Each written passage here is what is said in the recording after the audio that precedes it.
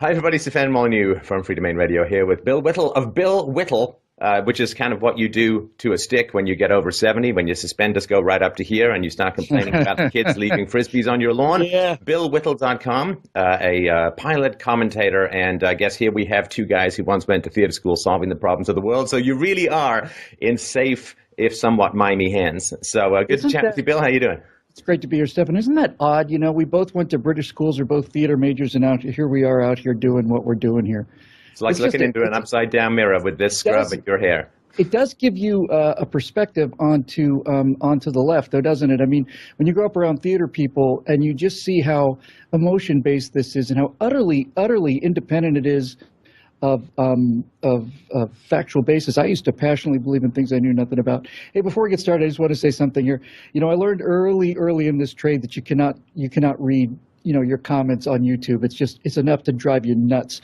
And early on in this, I'm a pretty combative guy when it comes to, you know, what I believe in and stuff, and so are you, obviously. And early on, I had a friend who found a way to appeal to the one force greater than my natural inborn orneriness, which is, of course, my vanity. And he said, hey, you know, Bill, Zeus does not come down from Olympus to argue with with shepherds about the weather. But I did see on the YouTube comments from the last one we did, I saw enough of it so that it got my attention. Apparently, a couple people called me a statist. You know, if you're going to be Simon Wiesenthal and you're going to have Nazis all your life, you can expect to be called a dirty, filthy Jew. But when they call you a Nazi to your face, it has a different kind of a ring to it. So I just want to say, for the benefit of those people, I wanted to be a fighter pilot since I was 5 until I was 17. I wanted to go shoot down communists and protect this country. And for the 30 years after that, like most of us, we had the luxury not to worry about any of this stuff. But from the time I've started doing this, I've been doing my best to defend American freedom. And I wore the shirt today because this is what I personally believe in. I believe in a very limited federal government. I think this giant state needs to be put back into the government-sized box it came out of. I want an Army, a Navy, an Air Force, and Marines to protect this country from people who hate freedom. And I want a little tiny government that does pretty much this. It builds a couple roads between states, and it makes sure that it fairly enforces a very small number of laws to stop people who can't win unless they cheat or commit crimes. And if that makes me a statist, we should find a really high building and jump off of it, because that'll give you enough time in free fall to elf yourself on the way down. If you call me that to your face, the evening is not going to end well. I did not take that very well at all. Nothing against you, Stefan. Let's have ourselves some fun. Some things you just have to stand up for and defend, right? There are some things that are mortal insults to you, and you simply have to respond to them. And now, of course, I'm going to get called it all the time, but at least I got my response. I'm afraid you're only feeding the wildlife on the internet. I just had to say something back. Yeah, it's okay. Fine. I don't care. I'm not paying attention anymore. Right. Well, we'll talk about that at some point. But right now, I mean, I think that the hot news item, of course, is Donald Trump saying that he wants to put a moratorium on Muslim immigration into the United States, which, you know, is a man's opinion. Clearly, of course, it's a man's opinion who's running for the highest office in the land. So it's more than just some guy at a diner spittling up his coffee in outrage, which doesn't add up to much. But it seems like the response is somewhat out of proportion to the practicality of the idea. And I'm sure you're aware of what he said. And what are your thoughts on it? I saw something this morning on Instapundit where basically it was a letter written by a leftist reassuring the other leftists in this country that the election of Donald Trump wouldn't lead to an American Reich because of all the reasons that we're not likely to fall to an American Reich. But you know what's interesting about that article that she wrote, Stefan, was there was nothing in there that the actual Reich and Hitler's regime and Mussolini's regime was completely conducted by collectivists like herself who believed absolutely in socialism and this fascist idea. The word fascism, as you know, comes from fascisti. It's a bundle of sticks. It's the definition of a collective. The Tea Party and individualists and anarchists and libertarians are the precise polar opposite of these gigantic state models of terror and oppression. And for her to say that the Republican Party, you know, there are still some protections left why we can't have a Republican Nazi regime here. Number one, of course, is that you can't spell Nazi without National Socialist German Workers' Party, right? You can't even spell Nazi without that. I do find it also interesting that those people on the left who are worried about a Trump a Trump fascist tyranny are the ones who are supporting this current president who is doing his level best to eliminate every single one of our Bill of Rights protections. He wants the First Amendment restricted. He wants the Second Amendment restricted. He wants the Fourth Amendment restricted, Fifth Amendment restricted, 10th Amendment restricted. So let's just start from there. The problem of totalitarianism in this country is not going to come from the Republicans. It's going to come from the progressives that are currently in power, doing everything they can to erode those freedoms. That said, we can do an hour on this because I think this is a really core foundational issue that deserves serious discussion without all of this hysteria. Islam, it appears to me historically and culturally, Islam appears to be unique in the world in that the core religious beliefs, and by the way, one of the things that makes Islam unique is it's not just a religion, it is a socio-political order that has religious overtones, needless to say, and religious motivations, but that religion pushes those directly out into the public life. It's the only religion that calls for world conquest. It's the only religion that calls for domination. It calls for the secret truce, the hudna, the taqiyya, all of these opportunities to overthrow the infidel, and it's the only religion that divides the world into Dar al-Islam, the house of submission, and Dar al-whatever the one is, I've forgotten, which is the house of war. You either submit to Islam or you're at war around the world. They're at war with everybody. So I think we have to have a start on this discussion about how do these two fundamental ideas, which are in opposition to each other, get resolved. Not only American freedom, we talked about that last time, we talked about how American ideas of freedom of speech, freedom of thought, and so on, and gun rights for that matter, are antithetical to Islamic beliefs. Not just different, they're antithetical.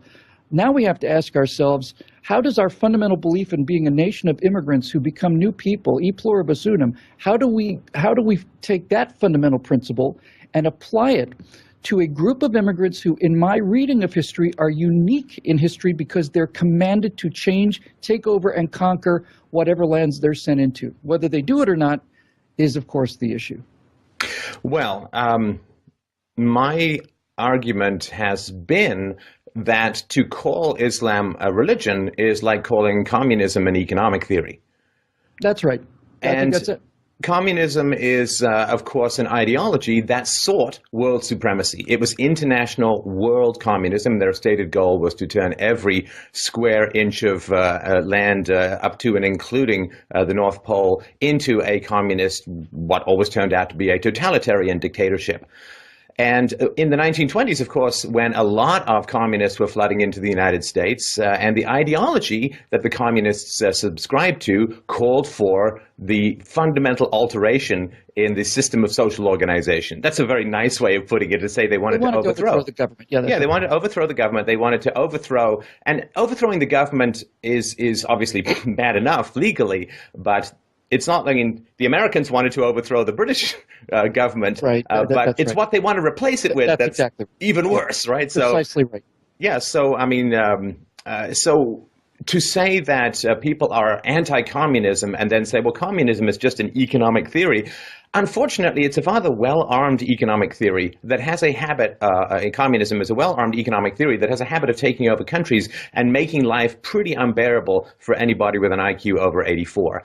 And so that, I think, foundationally, when they say, well, you can't have a religious test for immigration, okay, but the problem is not the religion. The problem is the focus on overthrowing the 2,500 years of painfully developed Western freedoms and replacing them with a theocracy that will destroy the entire Western way of life and replace it with something that will be fundamentally unbearable for myself, for yourself, for most of our listeners, from everyone and everything that I hold dear. So that, I think, is the issue. It's not anti-religion, it's anti-theocratic dictatorship, I think, is where I'd put myself. Yes, and I think this is exactly precisely where the conversation needs to start. That was just beautifully said. I read David Horowitz's book called Radical Son about what it was like growing up as a red diaper baby, and of all the things in that book that struck me and filled me with, I'll be perfectly honest, it filled me not only with rage but filled me with a burning hatred, was that his actual communist parents, these were communist people sent to America from Russia to overthrow the country. They were the communist vanguard, I want to say in the 20s and 30s. And apparently David Horowitz's mom and dad would take him down a street. You know, they'd walk him down downtown Manhattan and they'd say, you see this Wall Street? One day this is going to be Rosa Luxemburg Boulevard, and one day this is going to be Lenin Avenue. And it not just made me angry, it filled me with hatred because this country had offered those people refuge. It had given them their lives. Same thing for the Frankfurt School. I don't have to tell your readers about the Frankfurt School, but in a very, very short nutshell, after World War I, all the communists in the world get together and say, what happened to the big communist revolution? Where did it go? Why did it only happen in agrarian Russia? Marxist theory said it was going to happen in the industrial countries. Why isn't Germany communist and Britain and the United States? And they realized it was those damn capitalist sons of bitches had created so much wealth for the average working man in such a short period of time. Jesus Christ, in America, some of these workers have their own cars, for God's sake. And so there was no economic reason for the workers' paradise, so they decided to go after the dispossessed. This was the idea of the Frankfurt School. And so far, so bad, right? So far, so bad. They're just another evil group of totalitarians overseas. But as Hitler starts to rise in power in the 30s, the members of the Frankfurt School, many of whom were Jewish, seek refuge in America. They put the Frankfurt School at Columbia University, about 100 yards away from where they give out the Pulitzer Prize, by the way. And for the next 25 or 30 years, guys like Saul Alinsky sat here and tried to destroy the country that had given them their lives. And that is appalling to me. And I think you can certainly make the case that those Muslim immigrants who believe that the West is dying and that this is the front wave of immigration for the beginning of the caliphate all around the world, that those people can in every way fairly and equally be equated to a family of Nazis wearing armbands who are shouting death to the Jews because that's what they're shouting all over the world. Is this the kind of people we want to let into this country? We're going to overthrow the United States of America and murder all the Jews first. They're to be the first ones we murder. We'll get to the homosexuals next. That's what we believe, and you need to let us in, because if you don't, that's not who we are. Yeah, it seems that the exact opposite of who the West is something like Sharia law. It's something like an ideology where in order to accuse a man of rape, a woman needs 4 male relatives. Otherwise, she is the one who's punished, who has stonings and beheadings, that's amputations right. For crimes, clitorectomies, putting women in these giant rolled-up beekeeper suits in a hot sun. I mean, the idea that that this is somehow not who we are to oppose this kind of ideology is fundamental. It just means people have no idea who we are anymore. Otherwise, that would be an incomprehensible statement. Yeah, well, let's get cut right to the chase. Okay, when President Obama says that's not who we are, that's not what he means. What he means is that's not who I am. That's what anytime you hear Barack Obama say that's not who we are as Americans, that's not who we are as a country, what he's really saying is that's not who I am. Oh, you want to protect yourself against this kind of Islamic nightmare that's happening in Europe? No, that's not who we are. No, that is who we are. That's who you are. And it's obvious. It's immediately obvious. Everybody knows he was raised in Indonesia and that he was registered as a Muslim student in an Islamic school. He said that the Muslim call to prayer in the morning is the most moving and beautiful sound he's ever heard, and so on and so on and so on. And he said if there's a conflict, he's going to side with the Muslims. He's openly said that in his biography. Yes. So I think the most credit you can give this guy, and it's not much credit, and I'm reluctant to give it to him anyway, but I did read an analysis that said that the most credit you can give to Obama on this is that the Islam that he grew up in Indonesia was probably the least virulent form of this religion. He takes that as the norm, right? But we're not talking about Indonesian immigrants. And even if we were, we still have to understand the fact that, look, we talked about this last time. The fundamental error, if we don't stop this error now, we will never forget about fighting the problem. We'll never be able to have a discussion about the problem. The fundamental error we make and have made since 9/11 is this idea that the jihadi extremists have hijacked the religion, that all we have to do is tell the Muslims what the Quran really says and everything will be fine. That is not the case. On the contrary, the jihadis are quoting the Quran as it's written, and when people come up with these peaceful surahs, they're abrogated by more violent surahs written later in the Quran. They literally cancel out the earlier ones. If we don't understand that it's the moderates who are the apostates, it's the moderates who are off the book, so to speak, we can't have a discussion about this. It's simple. It just is just nuts. This focus on the many nefarious ways in which leftists and multiculturalists have conspired to destroy free markets and limited governments and so on, which do stand. I mean, it's really important to understand what life looks like outside of these countries, because every culture and every religion and every group thinks, oh, we're the best, we're the greatest, and that's how they sell this vanity addiction to the next generation. It's kind of tough to look at Anglo-Saxon law, common law derived, Roman law derived, and Greco-Roman and Judeo-Christian philosophy derived societies and say, boy, you know, some guy in a mud hut in Afghanistan looking at the skyscrapers of New York has a very tough time thinking that his group is the best. And there is this vehement hatred against the good for being the good. And I would sort of argue that there have been two fundamental waves in which the leftists have tried to destroy capitalism. The first, of course, as you talk about, was the red diaper babies who came in and wanted to foment a revolution in the United States and seized upon, of course, the socialist created and maintained Great Depression of the 1930s as they tried to do that. That all fell apart when it turned out that Hitler and Stalin had signed the Pact of Steel. As soon as it was revealed, Stalin's machinations, that was it for their chance. So then they switched. Yeah, and to a lesser degree, Khrushchev's reforms, I want to say, it was about 1954. His letter basically revealing all of the crimes that had been admitted under Stalin really knocked a bunch of these red diaper Western communists for quite a loop. They really didn't quite know what to do about that, you know. Yeah, I'm sorry to interrupt. Yes, exactly. Oh, no, right. yeah. Their philosophy fell apart. Well, they burrowed their way into the U.S. government, and of course, Joseph McCarthy, who people should read Ann Coulter's history of that. It's incredibly eye-opening the degree to which Joseph McCarthy was actually fighting against a giant termite infestation of literal communists, particularly in the State Department, who engineered things like the fall of China into communism, surrendering one of the world's largest populations to a communist dictatorship, which was the most murderous dictatorship in all of history. And of course, the only problem for the leftists in this whole narrative is Joseph McCarthy and Richard Nixon, who got his payback, of course, later on in Watergate for his opposition to the infiltration of communists into the State Department. That carried along for a while until, as you point out, Khrushchev revealed in a private speech in the 50s and then more publicly in the 60s the crimes of Stalin. And then the whole communist movement fell apart, and they knew they could never infiltrate or win the hearts and minds. And Joseph McCarthy had been successful in pointing out some of these infiltrations. And then they switched to immigration from third world countries as an attempt to continue to destroy the capitalist system. And they've been remarkably effective at it. And it really is, because it's such a long con. It's such a long-term game that it's really hard for people to find the might and the will to fight back against it at any particular moment, because it's just like one extra grain of sand on the beach. You don't go and sweep anything until you're buried. Well, let's come back to Trump for a second, because he's certainly the hot topic. The Frankfurt School basically determined that there would be two tools that they would use in order to destroy America, which was the last moral, physical, intellectual bastion to their paradise on earth and their socialist utopia. And they basically decided they needed a sword and the shield. And the sword was critical theory. The sword of critical theory was the idea that we are going to attack the middle from outside. We're never going to have the outside attack each other, but we're going to have every single group of dispossessed that we can attack the middle and destroy the moral foundation of the middle as much as possible.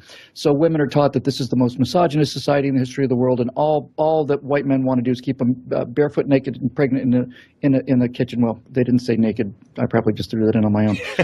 But barefoot and pregnant in the kitchen. We're told that this is the most homophobic society in the world, where homosexuals are dragged behind pickup trucks. We're told that it's the most Islamophobic country in the world, when in point of fact, obviously, there's not a single Christian practicing their faith anywhere in the Middle East without having his head chopped off or thrown in jail. And of course, we're told that slavery not only that slavery was the greatest sin in history, but that we're essentially the only people that held slaves. My understanding of the African slave trade was that about 11% of the total slaves taken out of Africa came to the United States, and the rest of them went to European colonies in the Caribbean. Hang on, just a sec, because we've got a whole presentation called "The Truth About Slavery." We can link below, and I won't keep you off your thought. No, please, but please. The Islamic slave trade went on for over 1,000 years and resulted in the deaths of over 100 million blacks. I don't see anybody clamoring for reparations from Sheikh Abdullah von Caesarhead in Saudi Arabia. But sorry, go ahead. No, that's right. And then there's the idea that white Americans gave smallpox-infested blankets to the to the Native Americans. This is common knowledge. And they did this 75 years before germ theory was ever, acknowledged as a means of spreading pathogen. These biological weapons that we sent to the Indians 75 We're so evil years. we can time travel. That's just one of the skills you get as a white person. You can time travel with your evil. All we had time to do was pick up enough biological weapons, things so we could continue our genocide, right?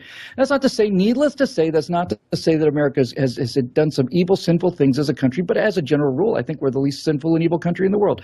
So back to the point about the two weapons of the Frankfurt School. Critical theory says everybody attacks the middle all the time, constantly, to constantly destroy the Judeo-Christian scientific ethic, the ethic that's built the West. Attack it from all sides and never, ever, ever let blacks attack homosexuals or feminists attack blacks. It's all got to be towards the center from the outside. That weakens it. That's the sword. The shield, of course, is political correctness. And political correctness is simply a great way to tell you to shut up. Andrew Klavan did a video. That's basically it.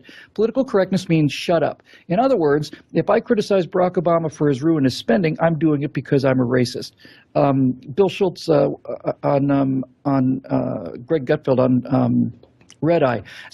I think this was about a month after Obama was elected, said the fact that Barack Obama is black is the only thing I like about the guy. And, and I kind of agree with him, frankly. I don't hate him because he's black. I hate him because he's red and probably green, too. And I don't mean economy. I mean ecologically green.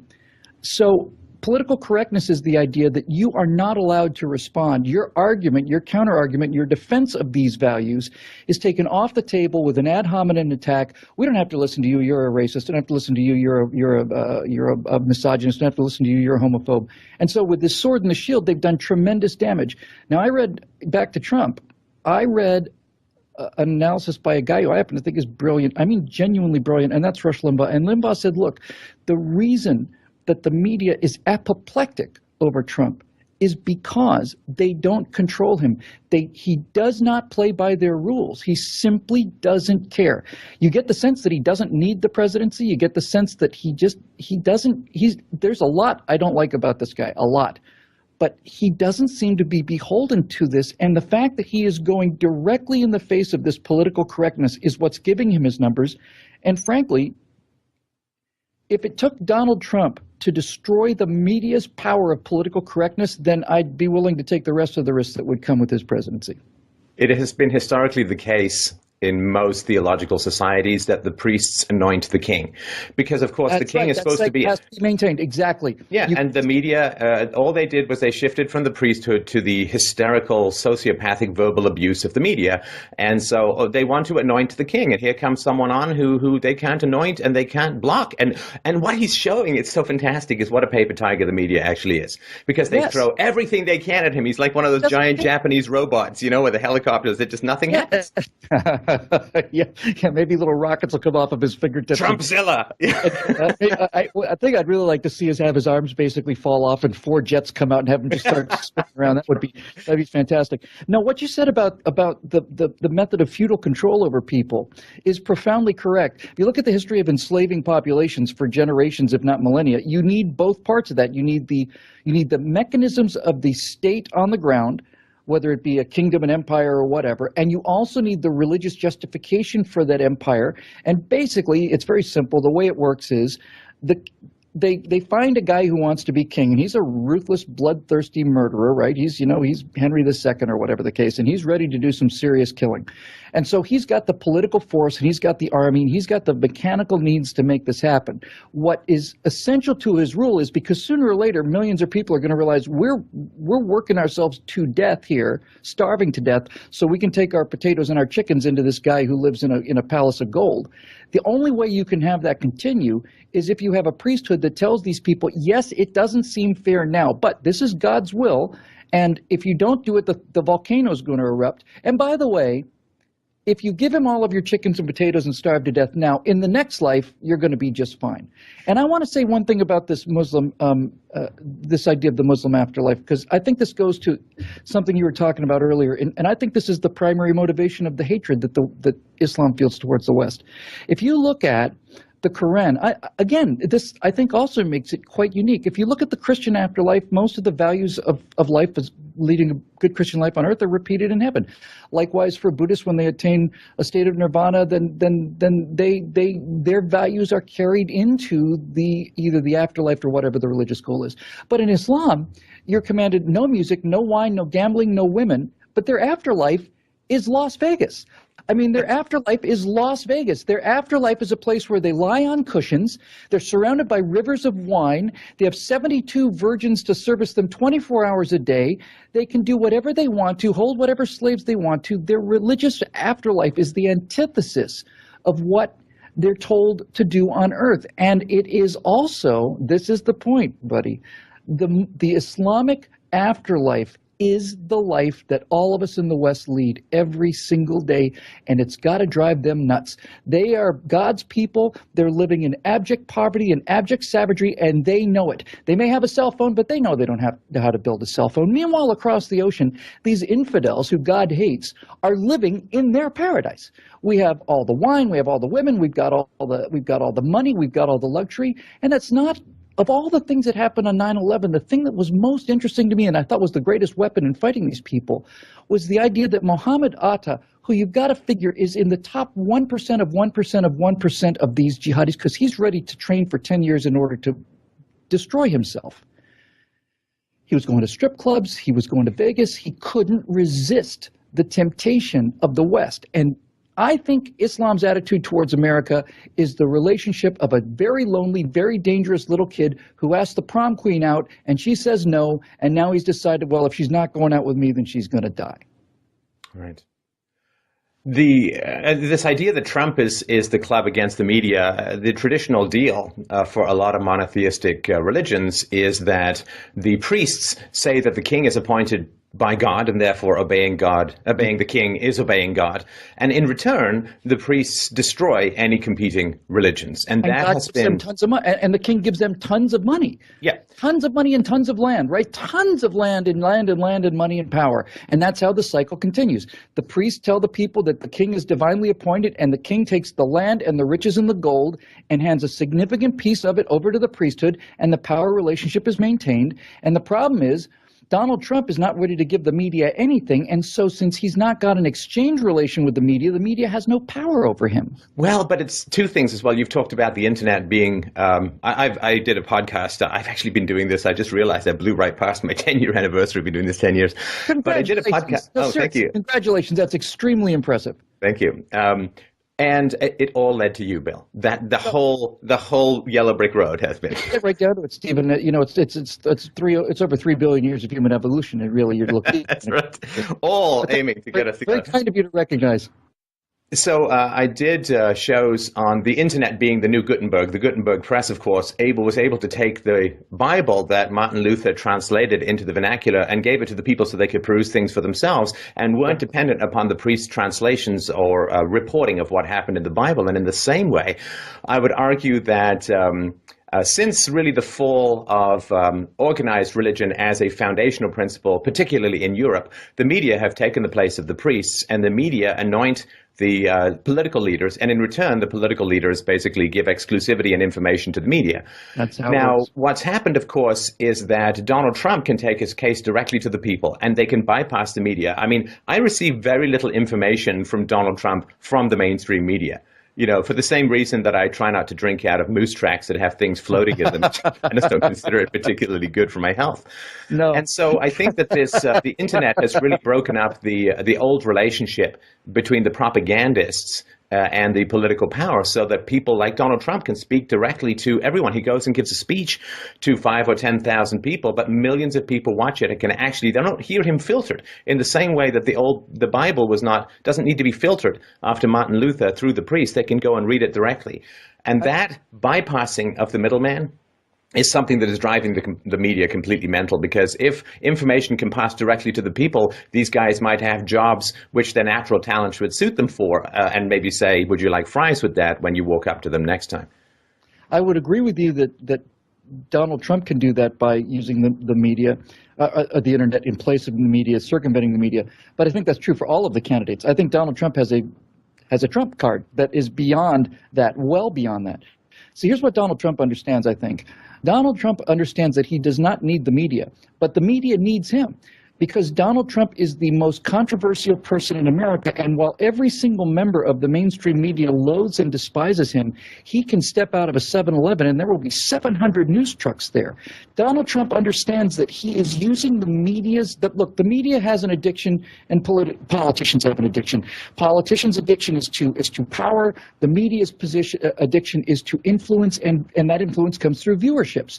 And they know that Donald Trump is the story. They have to cover him. It's not like they don't want to. Their addiction for sensation forces them to cover him. And the more outrageous Donald Trump becomes, the more coverage he gets, because it allows the left to go completely get on their high horse of moral superiority. And they think that's going to do it, but I don't think it is going to do it. I think those days of political correctness are over, or coming down fast. The genius of Trump, I predicted 4 days after the last election in a speech I gave where if Romney had said this, he would have won the election. I predicted that the next president was going to come from the pop culture, because the pop culture has so much influence over our brain space, just the brain cycles. And Trump is an entertainer.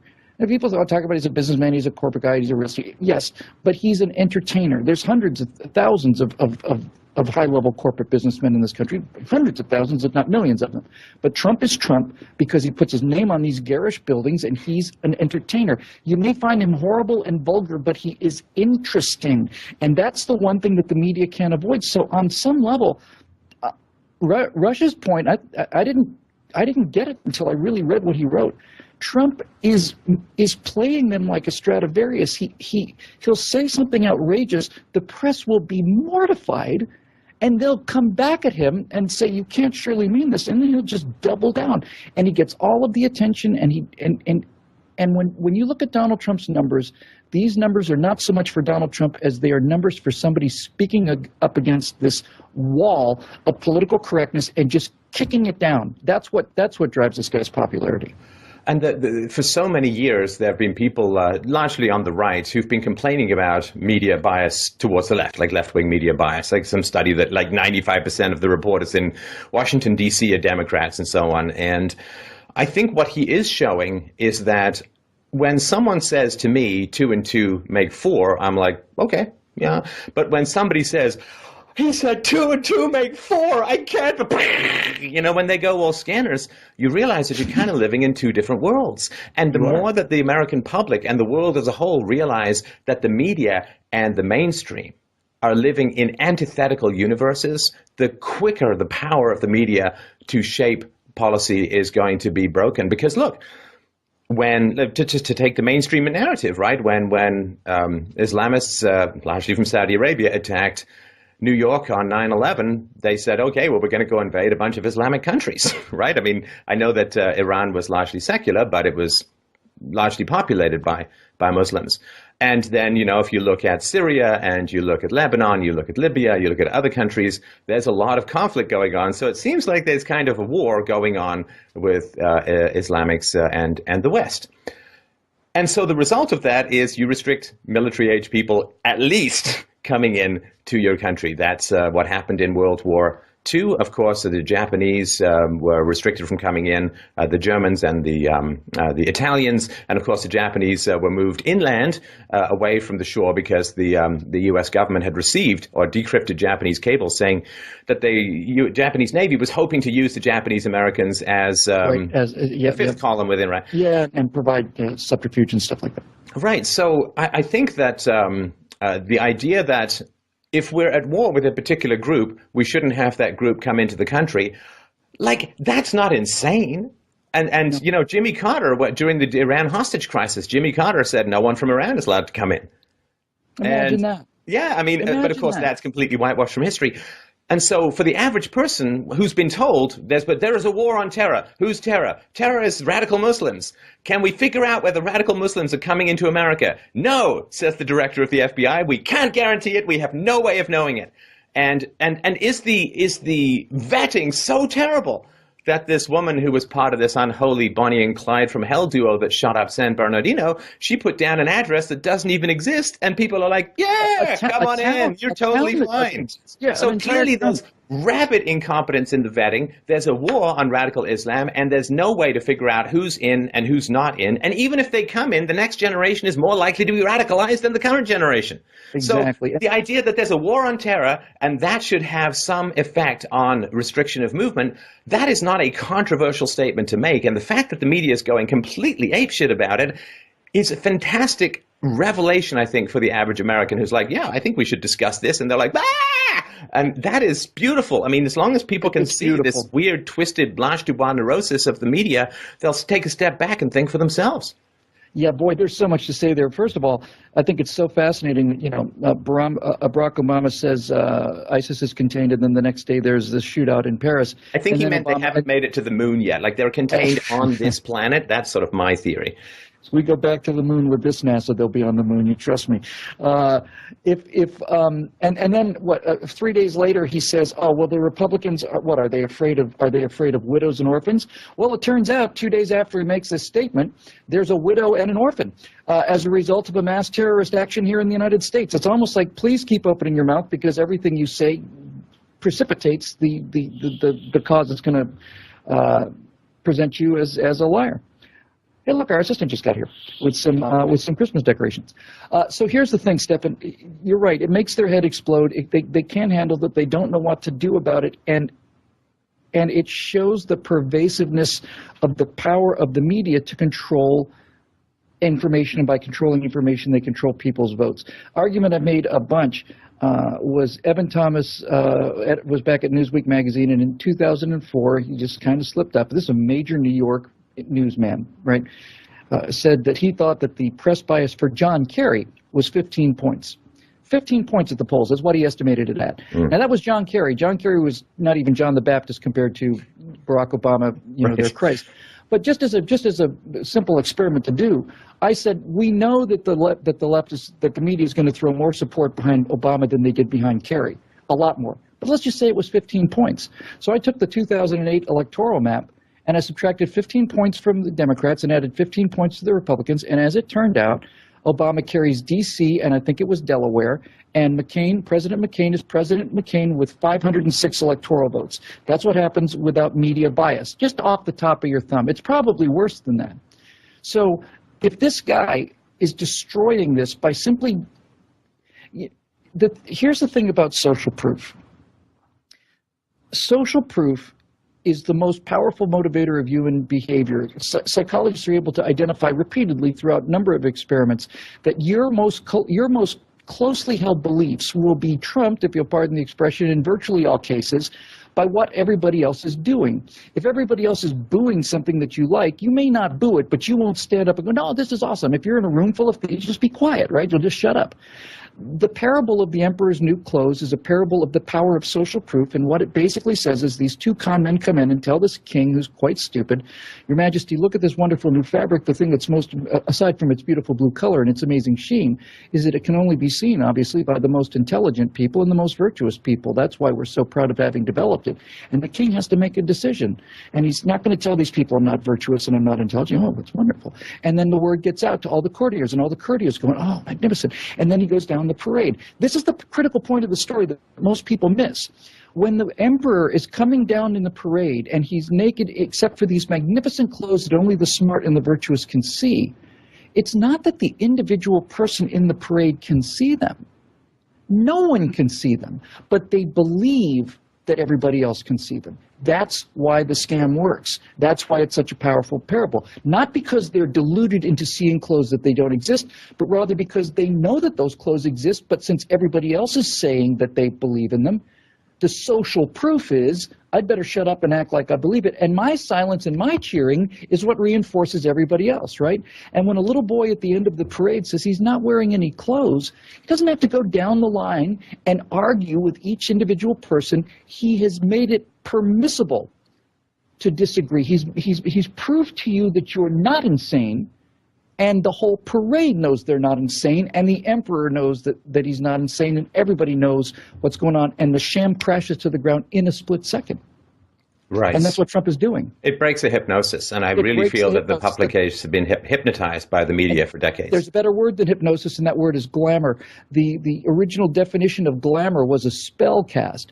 Glamour, in its original form, referred to a magical spell that caused people to see beauty where beauty wasn't there, and that's what glamour is, and that's why show business is so powerful. When George Clooney comes out and endorses somebody, or what's her name?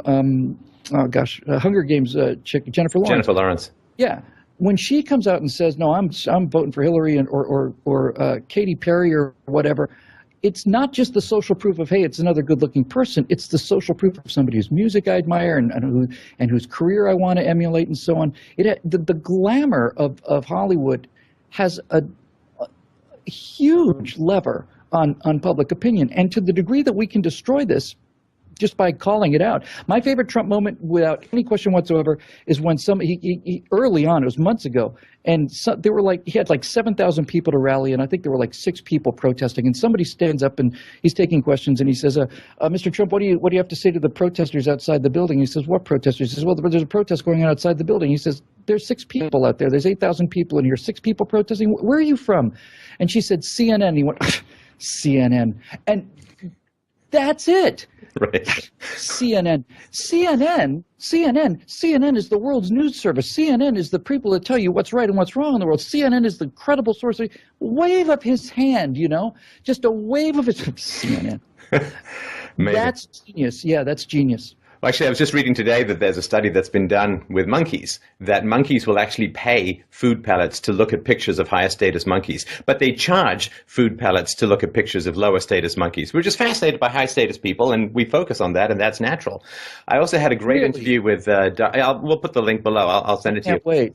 But I had an interview with Dr. Barbara Oakley, who's an expert on pathological altruism, which we touched on last time that we talked. And she pointed out something that has been rolling around in my head like thunder since we had the conversation. I'll sort of pass it along to you and your listeners, which is that when people feel like they're doing good, they get actually physically measurable endorphin rush to the brain. Yes, absolutely. Right. And it's solved a puzzle for me for many years, which is the people who say, oh, we want to help the poor, or, oh, we want to help the Middle Eastern refugees. The per capita cost for relocating Middle Eastern refugees is very cheap. It's like a little over $1,000 to resettle a Middle Eastern refugee in the Middle East.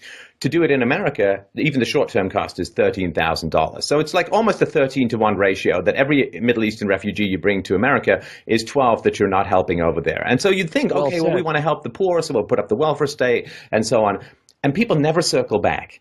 And she said they don't circle back and figure out whether the good they wanted to achieve actually did achieve good, because that would interfere with their endorphin production. In other words, they're just altruism addicts, and they don't care about the consequences any more than a coke addict cares about the consequences, or a gambling addict or any kind of sexual addict cares about the consequences of his actions. So they're just chasing that endorphin high, which is why they don't care what happens. They just need that next hit called self-righteousness, which occurs at a physical level of addiction. And I just found that a really illuminating and fascinating. I think based on your reaction, you've heard of this before. Well, I'd never heard of the term, and I didn't know about the biochemical reaction, although needless to say, I'm not surprised by it. She called it pathological altruism? Yes. The term I've been using for pretty much my entire career is unearned moral superiority. I like pathological altruism a lot better, but it's the same thing. It's unearned moral superiority. And it's a way for people to show that they're more moral people, more intelligent people, more caring people, more loving people, better than you are in every way. See, they're not allowed to, as leftists, and especially as indoctrinated people, they're not allowed to succeed through their own merit. They're not allowed to get rich because of their hard work. They're not allowed to do any of these things. But in a victimhood society, the more that they can show you that they care about the victims, the higher they go in the hierarchy of their own personal value system. It's unearned moral superiority, which is why when I argue with these people, I don't go right to the facts and the history. I find where the unearned moral superiority is, and I just kick that out from under them as hard as I can. For example, you may have a bumper sticker on your car that says Free Tibet. And you may be on the back of your Prius, obviously. And you may be advertising to every single person on the 405 freeway how morally advanced you are because you want to free the people of Tibet, which are lovely Buddhist, kind people, and they're very gentle when who fly. Free Tibet. And you're doing your part and you're speaking truth to power. Well, if you actually wanted to free Tibet, you probably should have a bumper sticker that says the United States Marine Corps. I mean, if you really want to free Tibet, that would be an awful lot better than a guy driving some douchebag driving a Prius down the 405 freeway. But that's not how it works. They're not interested in freeing Tibet. They're interested in showing people that they're interested in freeing Tibet. They're not interested in the results. The difference between a conservative and a liberal, I was quite proud of this formulation. I haven't heard it before anyway. It doesn't mean nobody else said it. But the difference between a conservative and a liberal is a conservative would rather feel bad about doing good, and a liberal would rather feel good about doing harm. And that's exactly what it is. Their policies have destroyed Black America, destroyed it, from where Booker T. Washington wanted to take Black America to these high standards, which he achieved, by the way, consistently achieved. But no, it's much easier to take this unearned moral superiority and claim that we're helping people and handing them money and making them dependent. The Democratic Party is the largest slaveholder in the history of the world. They've got, how many slaves do they have now in this country? 30 million? Their terms of their slavery are very simple. There's a word for somebody who is fed and clothed and housed and whose health care is taken care of by another person, and that word is slave. And on the voting plantation that the Democratic Party has set up in America, we demand 2 hours of work from you every 2 years. Every 2 years, we demand that you go down to the voting places and vote once, twice, 3, 4 times, however many times as you can imagine or manage. And that's the work we expect for you in exchange for keeping you in bondage. And there's no other word for it, this dependency. It's mental bondage. When they hand out those, when they recharge those EBT cards, they don't send away ways, and they're not in there trying to find ways to get people off of this. They've got some face value, just some token kind of, did you look for a job today kind of thing. There's no serious effort to get people into the marketplace. And when we say into the marketplace, the left hears us saying, oh, what, making money for corporations? No, dumbass. Making money for yourself, you moron, you museum grade moron. What we're trying to say to Black America, just as an example, is no, you can stay in the world you're in now where somebody hands you an Obama phone for free, some crappy second generation piece of junk that's got 30 minutes a month on it. Yeah, you'll get that for free. But if we could get a hold of your mind for a little bit and open up economic opportunities, you'll be able to be in the Apple store in line for the i7 the day it opens because you've made enough money to live like a person who has control over his own destiny. We can break these mental chains of slavery, but that's not what they're interested in. And so it comes back to what kind of people. When we talk about Muslim immigration and Trump saying we should ban Muslim immigration, we have a right as Americans to say, what is this country about, and is this helping this idea of this country, or is it hurting it? If the ideology coming into this country is dead set on overthrowing this country and replacing our freedoms with religious totalitarianism that puts women in sacks and throws homosexuals off of tall buildings, I have a say about that. I'm against it. Well, and it's something that I was not raised particularly to ask, but I think it's an important question just vis-a-vis immigration. America is the prettiest woman on the planet in a lot of ways in terms of the number of people who want to go out with her. And so you kind of got your pick and choice. Now, I think in general, if you wish to maintain a particular country or culture or system, the best way to do that is to have babies inside that system. They grow up speaking English, they're exposed to the Judeo-Christian, Greco-Roman ideas. So that's sort of number one. Number two is people should come into the country who are the most compatible to those values. Now, in a true free market, that would happen of its own accord. Of course it would. Now, but then you start getting into difficulties when it's like, okay, these people have no experience of Western life, they don't speak the language, no experience of the culture, never gone through a Reformation, never gone through rationalism, scientific revolution, no Greco-Roman history, no Socratic method of tradition, no separation of church and state, no respect for rights of women, minorities, homosexuals, you go on, right? And so the question, I think, which Americans and Europeans and Canadians will all need to ask is, what's in it for me? What's in it for me?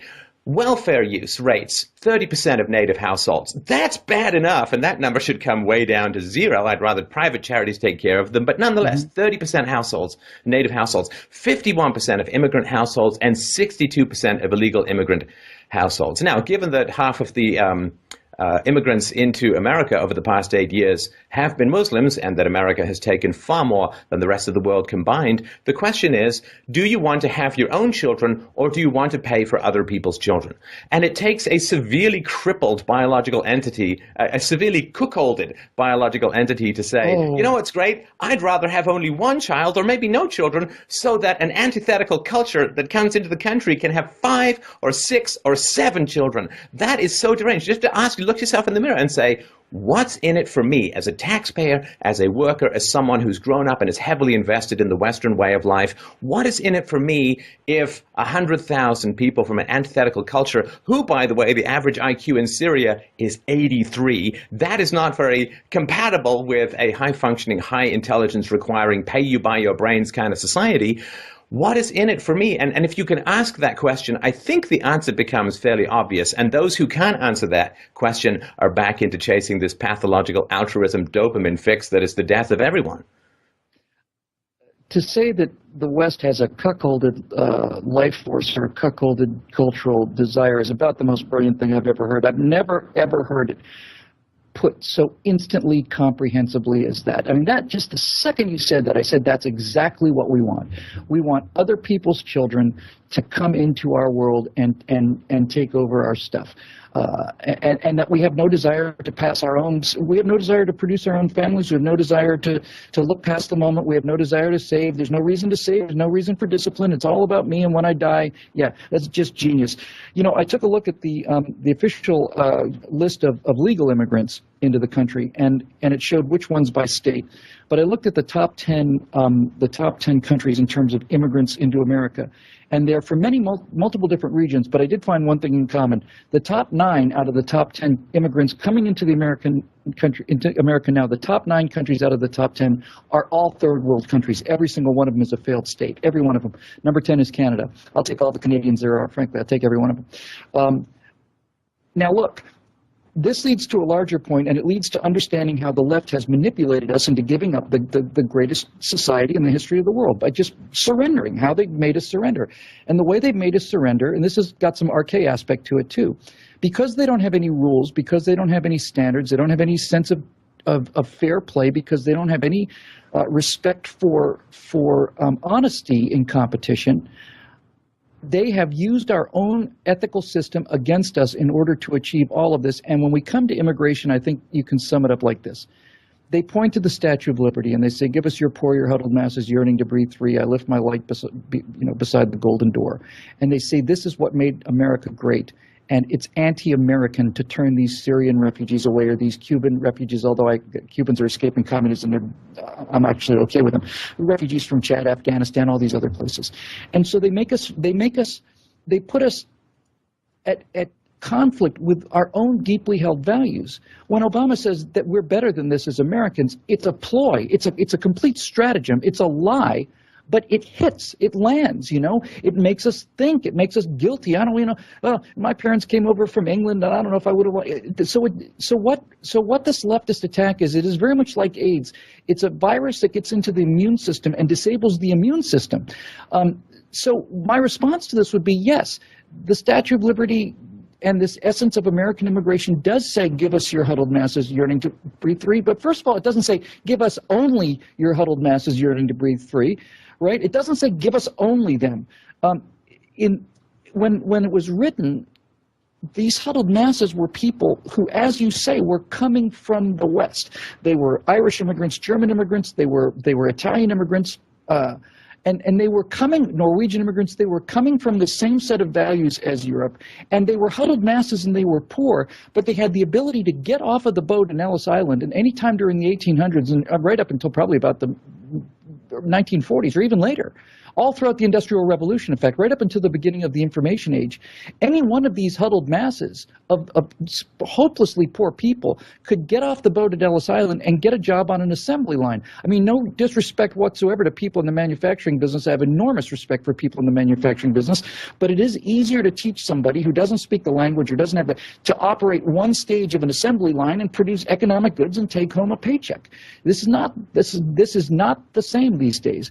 You're absolutely right about the free market. You know, people who want to come to America and live here, There are people from very desperately poor countries that want to do this, but there are people in Germany, there are people in Canada, there are people in Australia who want to come here, who have filled out the forms and stood in line, and they're ready to take the test. They'd be an enormous asset if all of the immigrants coming to their country were Republicans or were going to be Republicans. It would be the Democrats who'd be talking about building a wall and sealing the border and making sure that they don't get in here. I don't understand why immigration now has to be Spanish immigration. I don't understand it. I understand that we've had an enormous wave of it. I live in a city that's virtually bilingual. I don't understand why America has to be a beacon for people who speak Spanish, but not people who speak Polish.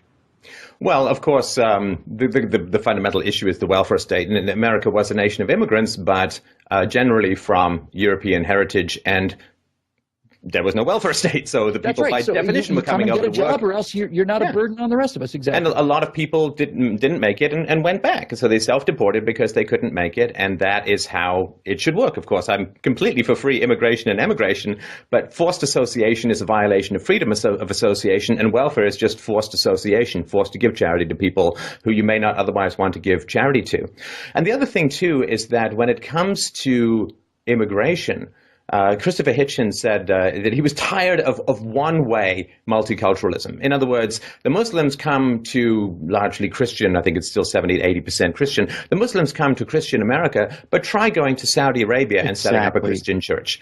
You're not going to have much luck. And one thing that is very true in the study of biology is that two subspecies never for long inhabit the same area. Like if you've got a bunch of black squirrels and a bunch of gray squirrels move in, you're either going to end up with all gray squirrels or all black squirrels because they're all competing for the same resources, and they're antithetical to each other because it's win-lose in that situation. That's right. Now, that's not the case if everyone's got the same kind of tolerant values and so on. But when you have the value of tolerance and you bring in people who are intolerant, you are acting against your value called tolerance. Tolerance for intolerance is just one of these logical conundrums that should be thrown out with yesterday's dishwater because it really fundamentally destroys the value of that which you're trying to protect. And when it comes to ethnicities and opposing values, businesses, you can have a whole bunch of different businesses all competing in the internet search space, and that's not what I'm talking about.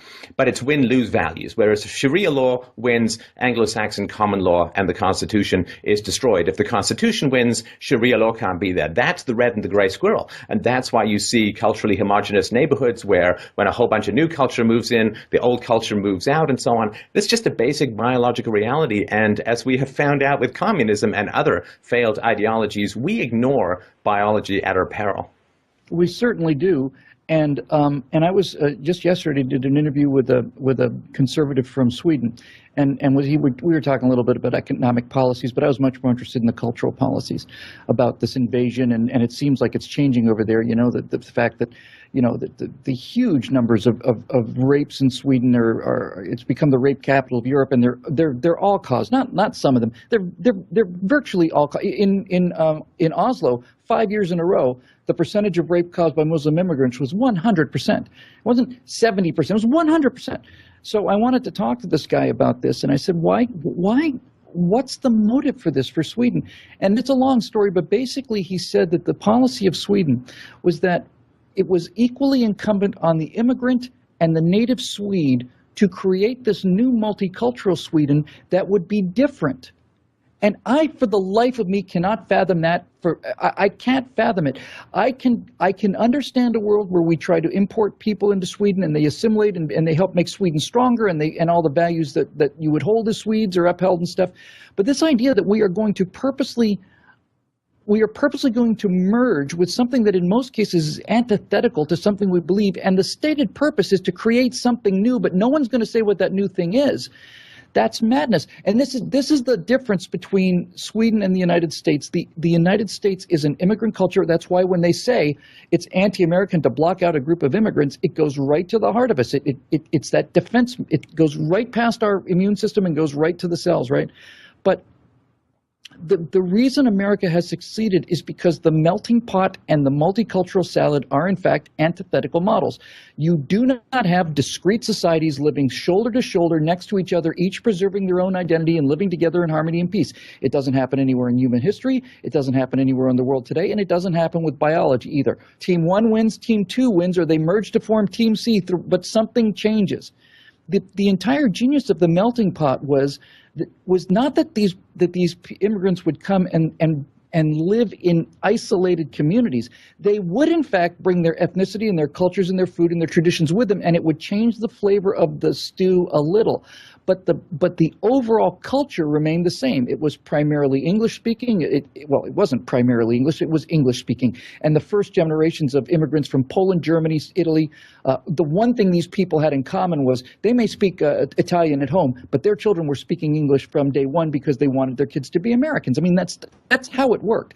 And this idea that these people were going to give up their existing identities and come here and assume a new identity worked only because we as Americans have a philosophy that says, I personally believe this, I really do, that if you come here legally, that you want to live under this system, and you spend 7 years and virtually all of your life savings, and you're filling in forms, and you do all that stuff, you come to this country, you take a citizenship test that 95% of the U.S. citizens could never pass, you raise your right hand, you swear an oath to protect the Constitution of the United States, you're as American as somebody got off the Mayflower. That was the deal. You give up your old identity, you come here as a new person, you're an American now. We don't have to worry about your old alliances and identities. We don't have to worry about whether you're going to go for Islam or Italy or Germany if we're at war with these things. You're here. You're one of us now.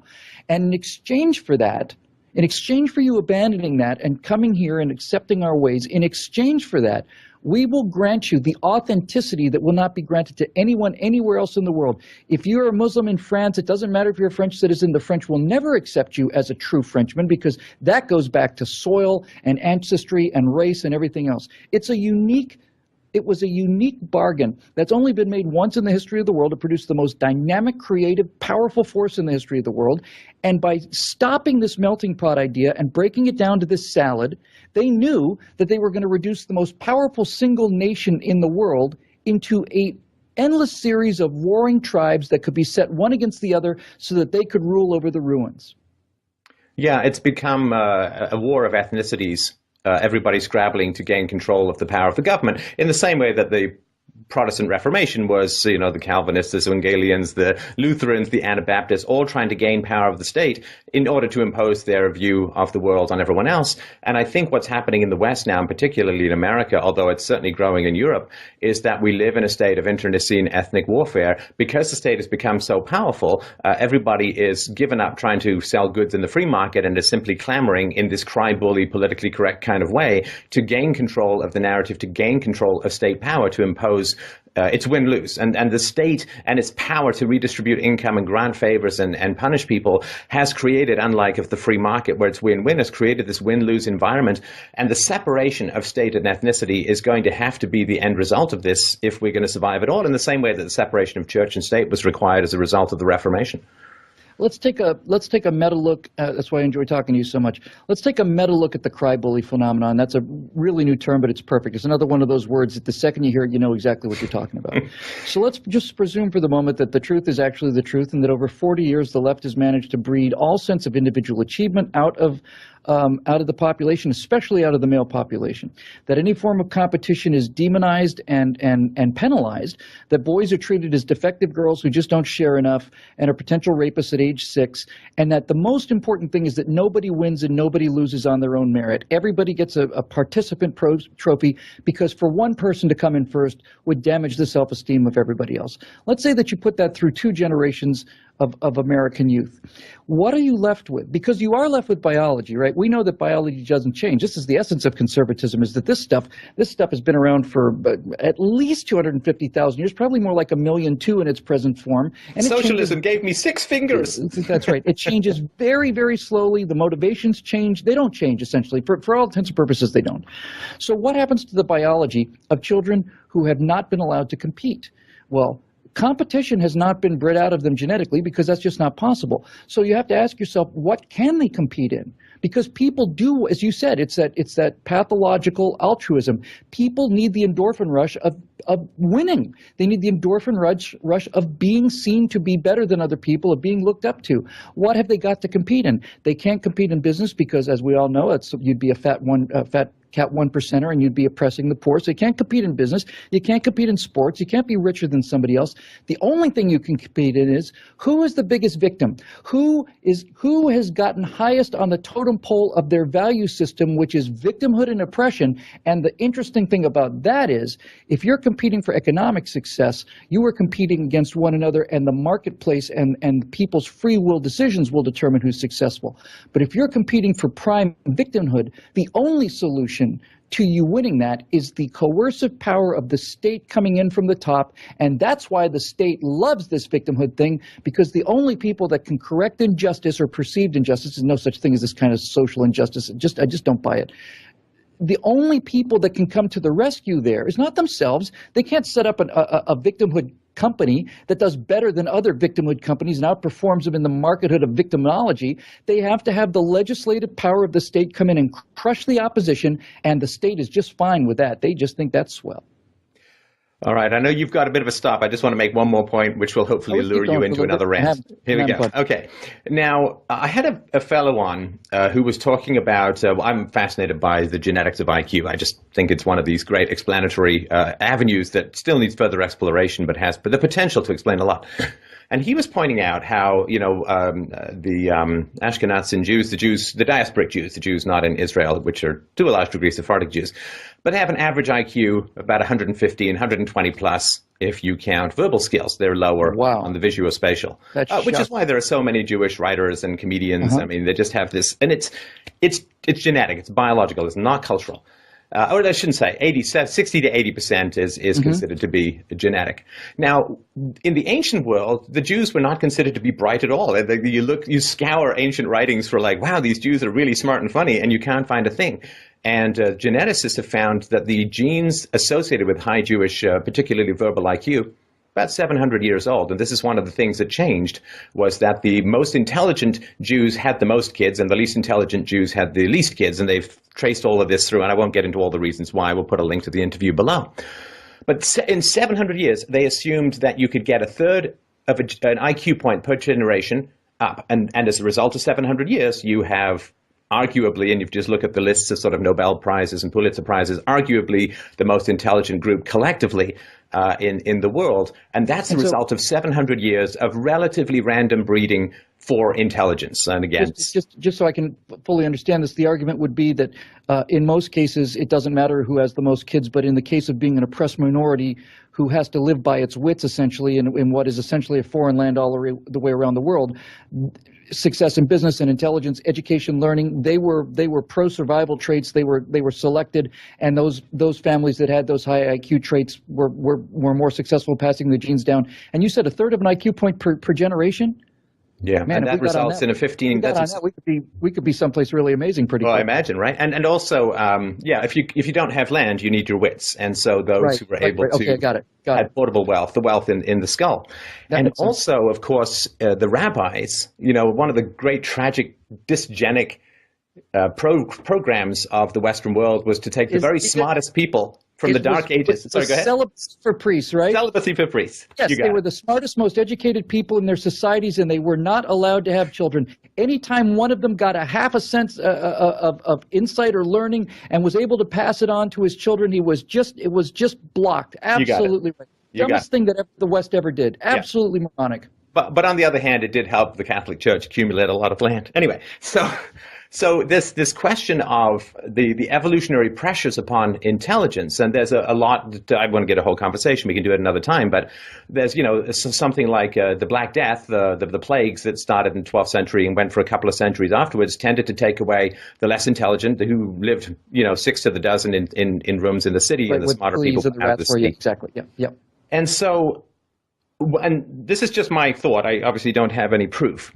But when I think of the degree to which Jewish intelligence, Jewish culture, Jewish life has been shaped by less strong evolutionary forces over a mere 700 years, I look at the Muslim world, Bill, and I think, what has 1,400 years been like with a pure breeding for ferocity and compliance? What has that done to the genetic base? And not to mention Not to mention the fact that it's one of the few religions where cousin marriage is permitted, which causes a whole host of other, but I'm sort of thinking fundamentally, because it is fairly easy to trace in the Jewish community the facts that had, which has been profound and fundamental. And I wonder, when I see in Saudi Arabia bloggers who have some questions about the universal truth and value of certain sections of the Quran, and in the past they would have just been killed. And that weeds that mindset out of the population fairly quickly. And the people who then get to breed the most, well, we can sort of see where that results. And again, people can look up the IQs of various nations around the world. It's not a perfect standard, but it's usually not exactly far off. And as far as compatibility goes, one of the things that's really a great surprise among biologists these days, and people can look into a book called The 10,000-Year Explosion for more on this, is how rapid human evolution is. Hundreds of thousands of years, but human evolution can be extraordinarily rapid, just to look at Jewish intelligence. And I don't know the answer to this, but I wonder the degree to which 1,400 years of breeding for ferocity and compliance, what that has done to the entire psychological makeup of people in the Middle East. I don't know the answer to that, but I really wish we had some clear idea, because that to me would speak very fundamentally to, in a sense, a biocompatibility between, it's not just a mindset that you could adopt and come and go. I wonder the degree to which they've been wired. Containers poured, like water poured into the containers. That's right. 1,400 years of evolution. I'd love to talk about that. I just want to go back to one thing you said, because that the business, I didn't know the business about the Jewish intelligence rise. I did know that by having the priesthood be celibate, you were basically capping intelligence every generation, anytime somebody had some learning. But here's a thought for you. I'm sure this has occurred to you. Maybe it hasn't. It just now occurred to me for the first time. You can basically say that the Enlightenment followed only because of the Reformation, only because of the destruction of the priesthood as being the source of knowledge. Now, if everybody can have their own direct pathway to God, then people who are intelligent are not required to be celibate. There are other things that they can do. And one of the other things they can do is have intelligent babies. And where did it begin to occur? In the Protestant countries. And Max Weber thought it was because of the work ethic, but I would argue it's because the priests could have children. The work ethic comes from the religion. If you look at the New World, these aren't pleasant facts for leftists, but if you look at the New World, there are two Americas. There's really only two, and it's not North America and South America. The border is the U.S.-Mexico border, because Canada and the United States were settled primarily by Protestants with a high degree of personal work ethic and a very intolerant view of top-down authority. And everything south of the Mexican border was settled by Catholics who were here for the gold. The English came here to develop the land and to become rich and to become traders and merchants. The Spanish colonized South America and Central America for the gold. They just wanted the gold. And that's the fundamental difference between the explosion of Western Europe is all a result of this. But back to the desert thing, with Islam, one of the things that one follows the other. This is what Frank Herbert's book was so brilliant about. This is the whole thing that made Dune such a brilliant piece of work. Have you read it? I've seen the movie, I'm afraid. I haven't read the book. Well, you should read the book. The movie was appalling. But basically what Herbert was saying was that there's this imperial empire of enormous power, and it's dependent on this spice which grows on one planet. They need it for their navigation. It's a mind-enhancing drug for their navigation. But basically what they say is this entire galactic empire was overthrown by the inhabitants of this planet because it was a desert planet. And because it was a desert planet, the conditions were so harsh that the warriors from this planet were simply the most spectacular warriors in the world. Absolutely fearless, absolutely ruthless and brutal. So, look, we know there's not any discussion about this. The environment selects the animal, right? The environment selects the kind of life form. If you've got a life form that needs an awful lot of water and loses water quickly, it's not going to make it in the desert, and it doesn't matter how much you try. If you take the fact that the Middle East has been an extremely resource-poor area for quite a long time now. In fact, when you read the Bible, you hear about these oases, and these things are like the size of a small park. I mean, forget Central Park. These things are like the size of a community park. There's like water coming out of the ground in one place. My God, let's build a city here. So you've got an environment of ruthless resource restriction. What is that going to breed in the one creature on Earth that is adaptable to all environments? It's going to select for brutality, ruthlessness, the ability, if you have to murder your children because there's not enough food or water for them this year, you leave them out on a rock or whatever you do, it's going to breed a sense of absolute ferocity and nothing. Intelligence isn't going to help you if there's no water. Intelligence isn't going to help you if there's no animals to hunt. Intelligence is not selected there. Ruthlessness is, discipline is, severity is. And this has been in place long before Islam came along. But then you have to ask yourself, why does the Islamic religion appeal so strongly to the Arab mindset? And it's because because ultimately it is a religion about conquering other people's resources. The Quran is a history book of conquest, and it's a manual for conquest. It has terms for the fate truce. It has terms for sending false messages. It tells you how to handle slaves. It tells you what to do with a conquered population. Convert those you can. Those who are believers in the Abrahamic tradition, we'll make them dhimmis, and they're going to be our slaves, but we'll let them live as long as they pay a tax. And the infidels are killed. It appeals to people who have nothing and who see riches in others. It's a religion that appeals to the people who hate the West because they want the West and they can't have it. And if we're talking about letting these people into the country unreformed, an immigrant is somebody who wants to give up their old life and come here. When my grandfather came here, he made a pretty clear decision. If England and war ever go to America, he's going to go to war on the American side. That was the deal. But when you're bringing in people who are especially not even determined to come here, they're fleeing here with these extremely savage and ferocious value set, and with a religion that calls for the conquest of the earth and whose afterlife looks like Las Vegas but must be completely deprived on this planet. In my mind, that is exactly like letting giant boatloads of people wearing Nazi armbands off of the dock at Ellis Island in 1943 and saying, yeah, what could possibly go wrong? And the answer is pretty much everything. So, all right, well, let's wrap it up. I'd love to keep chatting, but we have to not exhaust the patience of our listeners. Plus, of course, their ideas are coming at them like a series of bowling balls coming out of a cannon from the side of a ship. So, BillWhittle.com, highly recommended. And if you get a chance to see Bill speak live, I haven't as yet, otherwise I'd have heckled already. But you should go and see Bill as a great public speaker. And the fact that you do it without notes and just keep going with fantastic rapid-fire insights is very impressive to me. I bow at the feet of the master. But you don't bow at the feet of the master. We're having a great conversation. You're not using notes either. And by the way, for my listeners, the 7 or 8 people that may trot over there,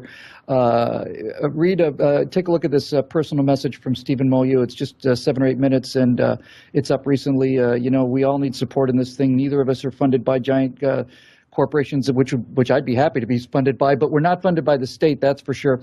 And if you get anything out of this, it sure would be nice for both sides if you could help us keep it coming, because we depend on your voluntary willingness to trade money for what you perceive value with. We don't have the money to take it from you coercively by force, because if we did, we certainly would have done it a long time ago. And then we wouldn't be doing this internet nonsense. We'd be living like kings like the rest of these progressive politicians. Let's show people that voluntarism can work. So freedomainradio.com for my website, BillWhittle.com for Bill's. Always a pleasure. I hope we can do it again soon. Thanks so much. I hope so too, Stefan. Thanks. We'll see you.